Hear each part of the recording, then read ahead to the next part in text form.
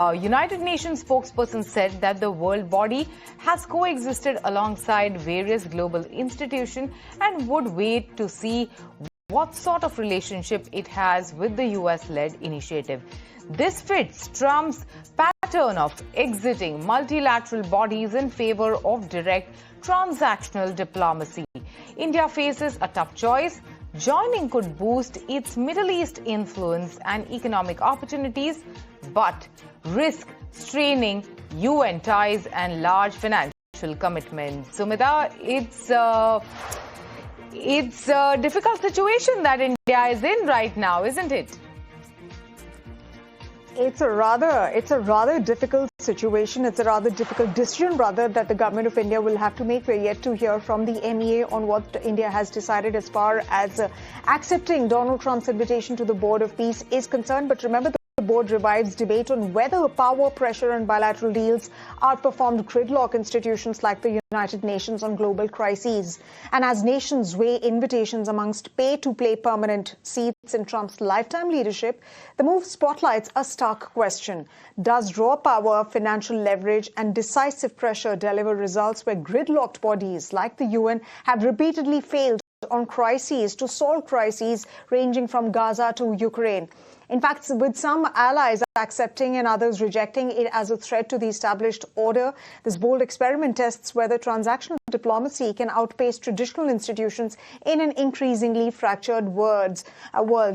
Ladies and gentlemen, those are some of the questions that we will be delving upon during the course of this discussion. In fact, joining us now is Raymond Vickery. He is a former U.S. Assistant Secretary of Commerce and Trade Development. Thank you very much, Mr. Vickery, for taking the time out and speaking to us here on ET Now. We always love speaking with you and getting your thoughts, and particularly with respect to one of our colleagues, a studio director, who in particular is very, very fond of your opinion. So without any further ado, let me first ask you a very basic question. What does it mean for India to be part of this Board of Peace, especially since this is coming up as an alternative to the UN?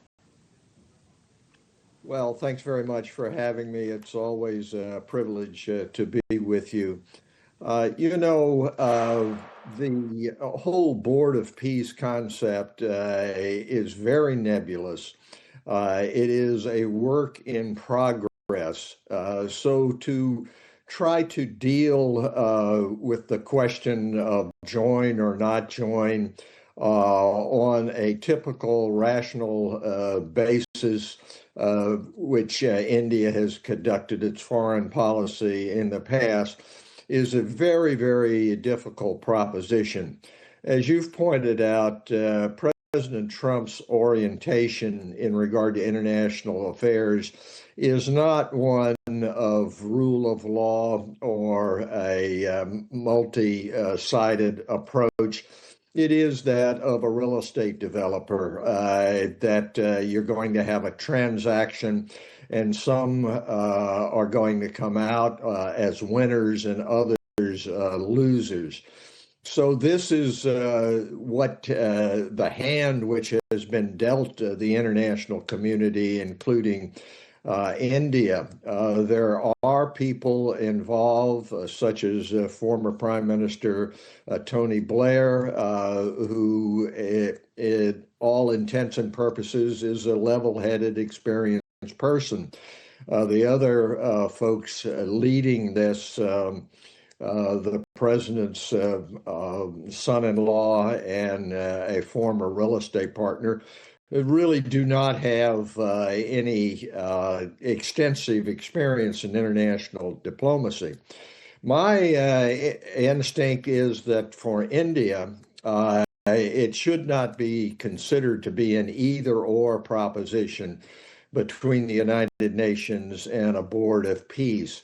Obviously, the Indian role, to me, should be in accordance with the Charter of the United Nations, which sets forth principles of non-involvement, anti-imperialist, and so forth.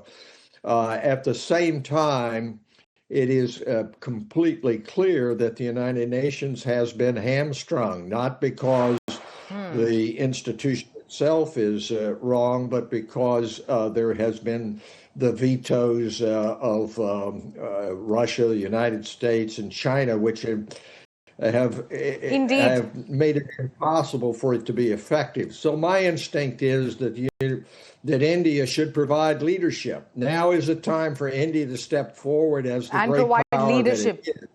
Absolutely. And Mr. Vikari, you have frequently criticized Donald Trump's transactional and egoistic approach to foreign policy in the past, which, many a times you argue that it creates chaos, then to claim credit for solving it. So, this even for an organization like Board of Peace, with its pay-to-play membership and veto structure, is it the ultimate, expression of sort of like the transactional worldview that you've spoken about in the past?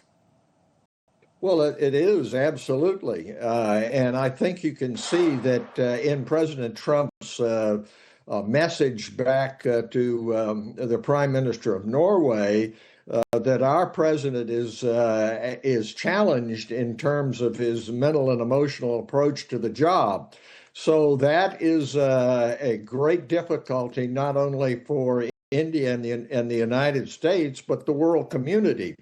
But the solution here is not for India to say, no, we won't have anything to do with this, because it is a transactional approach and not the right approach.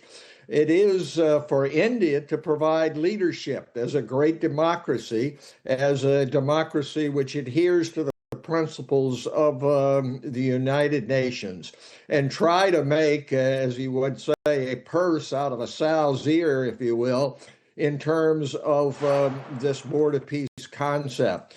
Unfortunately, the world community, the United States, has been dealt this hand. We can't just ignore the fact that this president is providing no real leadership. But it's time for great democracies like India to step forward and act on principle. It's not a case of if you sign up once, you can't get out of it. India still has its sovereignty. It still has its ability to make its own strategic decisions. But just ignoring it would not be the correct approach, in my view. Right, Mr. Vikri, so essentially you state that ignoring this invitation is not going to be enough. And of course, you say that India should take leadership. But this one is particularly about the Board of Peace. And of course, it will be chaired by President Donald Trump. How, in your opinion, is your expectation in terms of how India could respond? And what are the risks if India decides to stay out of this board? Well, I think that India ought to respond. Yes, we're willing to talk about the parameters of Indian participation. India as a great democracy, has strategic autonomy.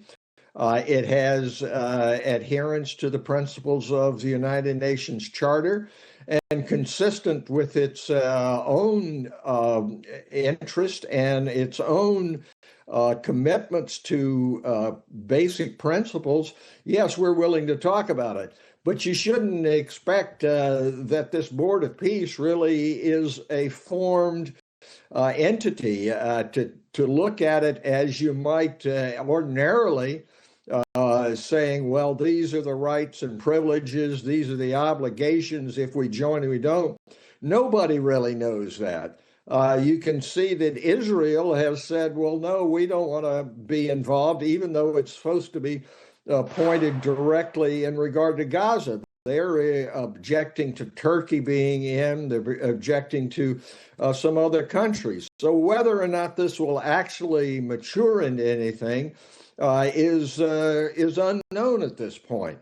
But India does have an opportunity. It has abilities. It has the position in world affairs to provide leadership, and that's what's needed now. But having said that, Mr. Vikari, how can India really step up in a way, like, how can India really leverage its current status, its democratic power effectively to probably, reform and strengthen the existing multilateral organization that is already there, which is the United Nations.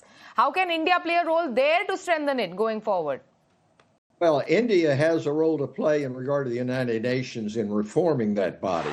There's no question that India ought to be a member of the Security Council, and it ought to be in a leadership position. It should not, in my judgment, simply step back in regard to either the United Nations or the Board of Peace. But I would think that at this point, the way forward is to be able, as they say in the United States, to walk and chew gum at the same time. You can do two things. And I believe that India is in a position to that. You have a Minister of External Affairs who is a very able person.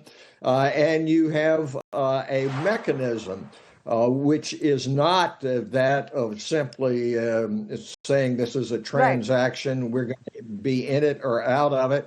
And so I think it should be viewed as an opportunity for right, India, and really the international community. It is very, very difficult. You're going to have absolutely, to be Mr. able Vikri, to and this is deal. something. Yes. Right. Right, Mr. Vikri, and this is something that India has raised over and over again over the past couple of years at several events, events like the G20, for instance, and other events as well all across the globe, that multilateral institutions and their reform, that needs to happen. And now is time to sort of ask that question once again. And it is time for UN and other multilateral institutions to sort of take charge and, of course, to step up their game.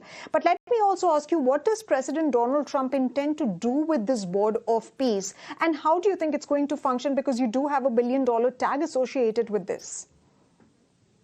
Well, you know, President Trump's view is that he's going to run it, and he's going to run it through his proxies, through his son-in-law, and through his own old partner, if you will, in real estate transactions. That's his orientation, and that he will somehow add to his view of himself as a great person. But that doesn't have to be accepted in regard to interaction with those who are involved. There are others in other great democracies in Western Europe, Japan, other places who see things in some things in a similar way to India. So what India is involved in, it seems to me, is not just how do we protect our borders, how do we protect India's basic interest, but has a wider view of what its interests are. And its interests are in waging peace just as you wage war, which requires a strategy, it requires partners, and it requires tenacity to achieve peace rather than just looking at it as a one-off proposition. And India is perfectly suited to be able to do that. It has ties with Israel. It has ties with Russia. It has abilities in regard to the global South, which other countries do not bring to the table. So for India to be able to provide leadership at this time is extremely important. And one would hope that the leaders who are involved in this from an Indian perspective will see that it is in an interest, a wider interest, to be able to try to turn this ship of international relations away from the Trump approach and back to the principles of the United Nations and the principles that India has conducted its foreign policy on for some time. Absolutely. India is at the cusp of something really large, as you pointed out, in reshaping these entire dynamics and the changes that, India is in a position to make. Even in an organization like UN, we have to wait and watch. But I have to give away a quote that, once was famously discussed in Game of Thrones, where Tyrion Lannister once famously said that chaos is a ladder that you climb, and the current geopolitical situation is such that, it is extremely chaotic, it is confusing, and there is something new that is happening every single day. Thank you so much, Mr. Bikri, for joining us today. Thank you for having me. Well, moving on, it was a terrible start to the week for Wall Street as U.S. markets were shut yesterday due to Martin Luther Day. Trump's threats for new